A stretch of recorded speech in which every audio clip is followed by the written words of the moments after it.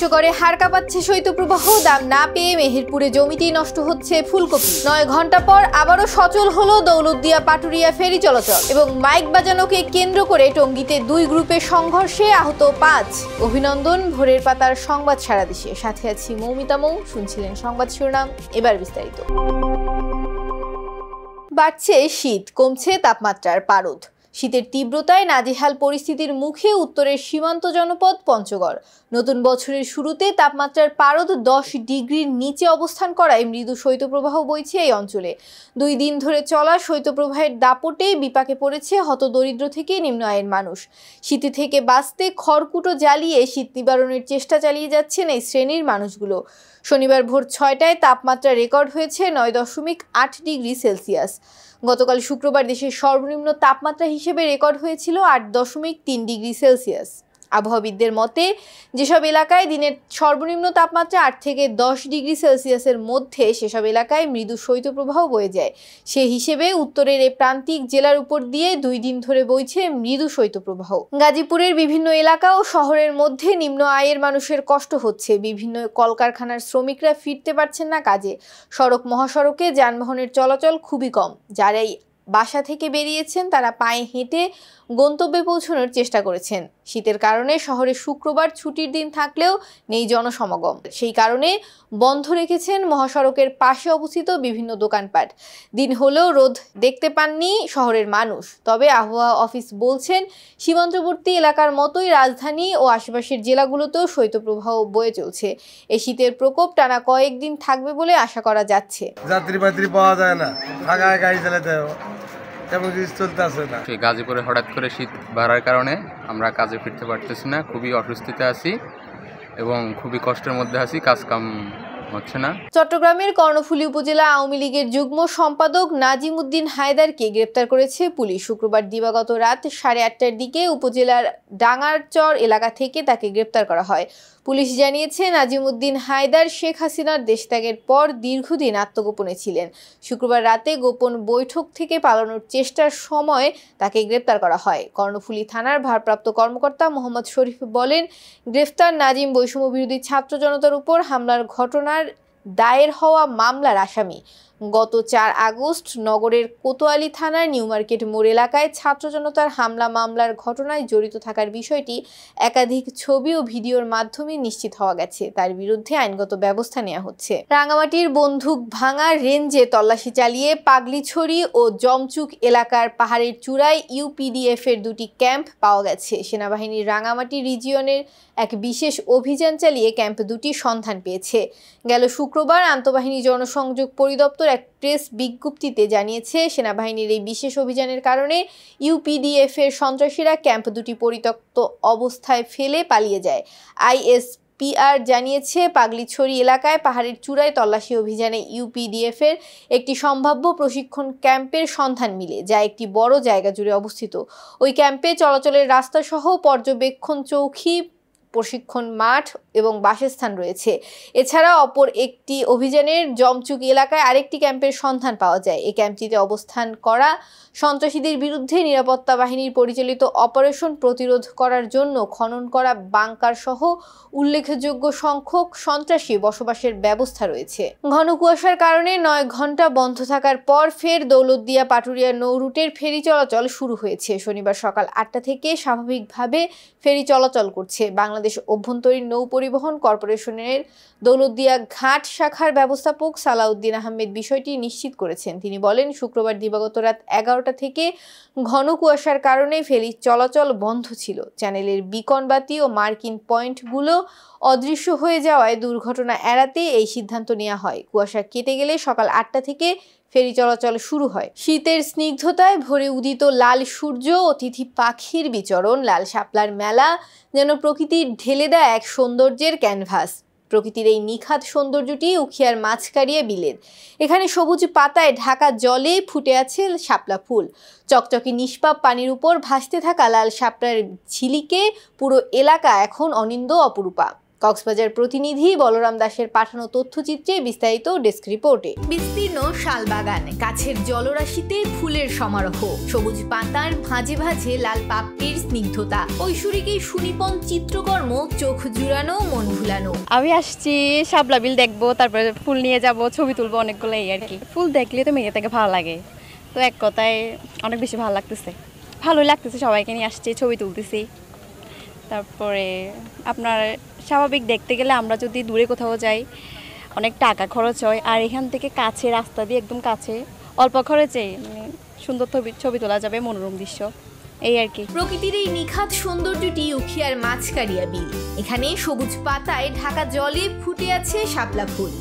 চকচকে নিষ্পাপ পানির উপরে ভাসতে থাকা লাল শাপলার ঝিলিকে পুরো এলাকা এখন অনিন্দ অপরূপ। একদম কাছ থেকে যে শাপলা বিল পাচ্ছি, একটু নিচ এসে বাসার পাশে বিলটা এসে যাতে আমরা মনের মতো করে ছবি তুলতে পারতেছি, সেটা স্মৃতি হয়ে থাকাটা আমাদের জন্য একটা খুশির ব্যাপার আর কি। শাপলা বিলের সৌন্দর্য হচ্ছে শাপলার মধ্যে, আর এই সৌন্দর্যে যদি মানুষে তুলে ফেলে তাহলে এটা আমাদের জন্য দুঃখজনক ব্যাপার। মাছকারিয়া বিলে সূর্যোদয়ের আগে থেকেই ফুটতে শুরু করে শাপলা, থাকে বেলা 11টা পর্যন্ত। বেলা বাড়ার সাথে সাথে ঝিমিয়ে পড়ে ফুটন্ত শাপলা। এখানে অনেক মাছ পেয়ে যেত, মানে আমার নানুরা বলছে যে এখান থেকে নাকি বার করে বস্তা নিয়ে, বড় বড় বস্তা নিয়ে, বড় বড় এই আলিয়ে মাছ নিয়ে যেত বাড়িতে, এরকম অনেক মাছ পেয়ে, সেই থেকে এইটার নামকরণ হয়েছে মাছকারিয়া বিল। এখানকার শাপলা ফুলের খবর এখন সবাই জানেন, সবাই প্রকৃতির টানে ছুটে আসেন শাপলা দেখতে। নৌকায় চড়ে জলে ভাসা শাপলার সাথে নিজেদের মেখে ছবি তুলেন, বলেন এই সৌন্দর্যকে সংরক্ষণ করা দরকার। পর্যটক যারা আসে তাদেরকে বসার জন্য সুবিধা দিয়ে থাকে, এবং তারা নিজ দায়িত্বে নিজের বাড়ি থেকে একটা একটা করে নৌকা তৈরি করছে। সেই নৌকা দিয়ে পর্যটকদেরকে 50 টাকা করে ঘুরাই, মানে পুরা শাপলা বিল যেটা আসতে চিরন্তরের ঘুরাই দেখায়। এখানে সুন্দর কোনো দিকে অপূরণ নাই। এটার আসল নাম হচ্ছে মাছকারিয়া, এটা এখন শাপলা বিল নামে পরিচিত। এখানে প্রায় প্রত্যেক দিন 250 মতো পর্যটক আসা যাওয়া হয়, বহু দূরান্ত থেকে এখানে আসা যাওয়া করে। কিন্তু অনেক ভ্রমণ পিপাসু শাপলা ফুলগুলো ছিঁড়ে ফেলে সাথে করে নিয়ে যেতে চান, কেউ বারণ শুনতে চান না, বারণ করলে রাগ করেন। অনেক ভালো, এমনি তো সচরাচর তো মেয়েরা ফুলকেই বেশি পছন্দ করে। যে কোনো চ্যাট মুহূর্তে যদি আপনি একটা ফুল নিয়ে যান, মেয়েদের মুখে হাসি ফুটে যায়। তো সেই বেলায় তো বলতে গেলে এখন মেয়েরা বেশি ফুলকে ভালোবাসবে, এছাড়া তো বেশি বেশি ফুল এই জন্য তো তুলে ফেলতেছে। রোহিঙ্গা ক্যাম্পের বজ্রের কারণে অবহেলিত মাছকারিয়া বিলের সৌন্দর্য ঘিরে 50টি পরিবারের ভাগ্যের পরিবর্তন হয়েছে, যারা নৌকা ভাড়া দিয়ে জীবিকা নির্বাহ করে। আগে বেকার আসছিলাম, এটা যখন পর্যটক কলা ইয়ের আর তার ঘুরাই, তো আর কিছু টিয়া ইনকাম করি, তো আর মূলত এখন ইনকামের সোর্স আগত এখন একটু ভালো ইয়ে, তো এখন আর জেলা প্রশাসনের হাস অনুরোধ করা যায় ইয়ে যাতে পর্যটক নাম এলাকা নামে পরিচিত করলে ভালো হইব। প্যাসেঞ্জার পাই 50 টাকা করি, এই বেলায় এনে 2000 মতো থাকে, পরিবার চলার অন্যরকম। আর দীর্ঘত যদি মানুষ সেডে আয় থাকে এনে আড়ালাই উফার হইব। বিগত বছর থেকে উখিয়ার মাছকারিয়া বিল শাপলা বিল হিসেবে পরিচিতি পেয়েছে। স্থানীয়রা মনে করেন সরকারি পৃষ্ঠপোষকতা পেলে মাছকারিয়া বিল হবে কক্সবাজারের পর্যটনের নতুন সংযোজন। একদম সকাল সকাল যদি আপনারা যদি পর্যটক যদি এখানে আসে, মানে কুয়াশার মধ্যে অনেক সুন্দর ছবি তোলা যায়, নৌকা দিয়ে ঘোরা যায়, রোদ হয়ে গেলে একটু মানে সৌন্দর্য একটু কমে যায়। মাছকারিয়া বিলে একসময় শ্বাসত আপনার দীর্ঘ যুগ ধরে এখানে শ্বাস করতো, কিন্তু এখানে এখন চাষাবাদ নেই।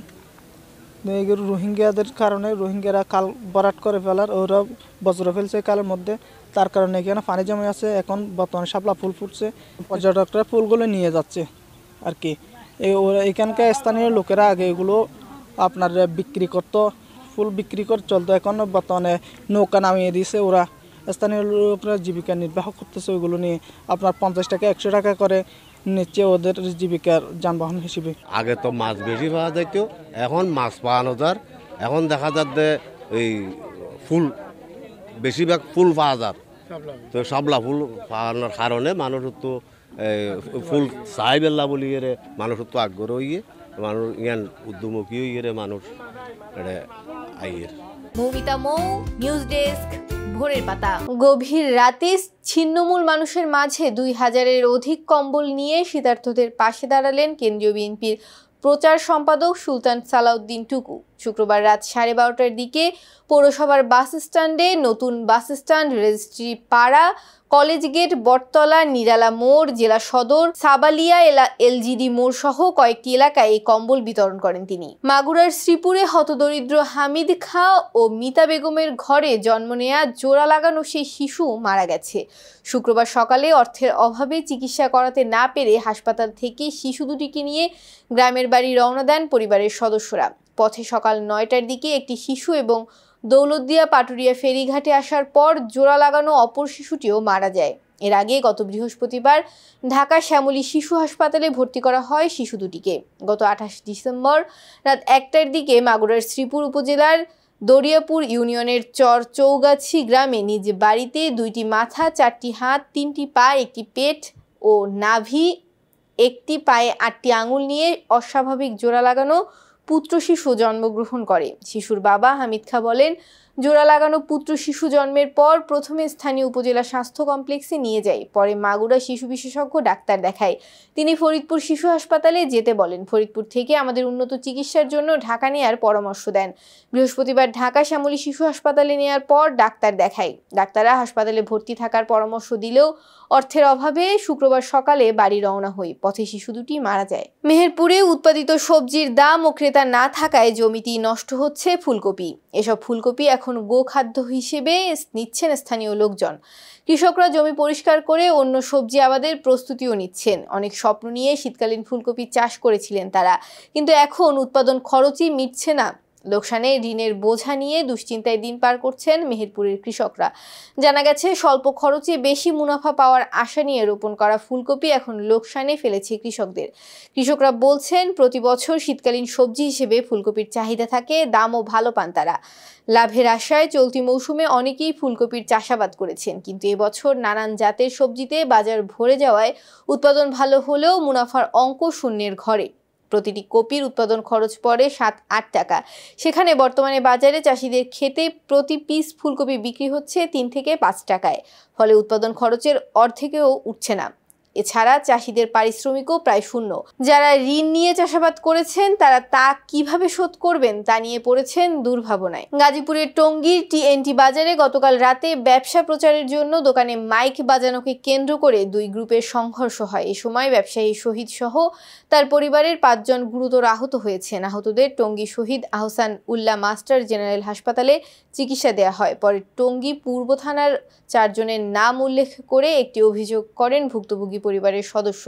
টঙ্গী পূর্ব থানার অফিসার্স ইনচার্জ বলেন, টিএনটি বাজারের ঘটনায় আমরা অভিযোগ পেয়েছি, যাচাই বাছাই করে প্রয়োজনীয় ব্যবস্থা গ্রহণ করা হবে। তবে এই ঘটনায় অপর পক্ষের সবাই এলাকা ছেড়েছেন বলে দাবি করেন ভুক্তভোগী পরিবার।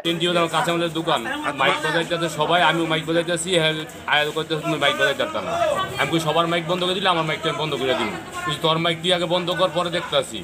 এইপরে মনে করেন আমি মাইক সবাই বন্ধ করে বন্ধ করে দিই, এই কথা কইলে কি মনে করেন মারা শুরু করি। সংবাদ শেষ করার আগে শিরোনামগুলো আরেকবার। পঞ্চগড়ে হাড় কাঁপাচ্ছে শৈত্যপ্রবাহ, দাম না পেয়ে মেহেরপুরে জমিতেই নষ্ট হচ্ছে ফুলকপি। 9 ঘন্টা পর আবারও সচল হলো দৌলতদিয়া পাটুরিয়া ফেরি চলাচল। এবং মাইক বাজানোকে কেন্দ্র করে টঙ্গীতে 2 গ্রুপের সংঘর্ষে আহত 5। এই ছিল আজকের ভোরের পাতার সংবাদ সারা দেশ। সর্বশেষ আপডেট পেতে চোখ রাখুন ভোরের পাতায়। ধন্যবাদ।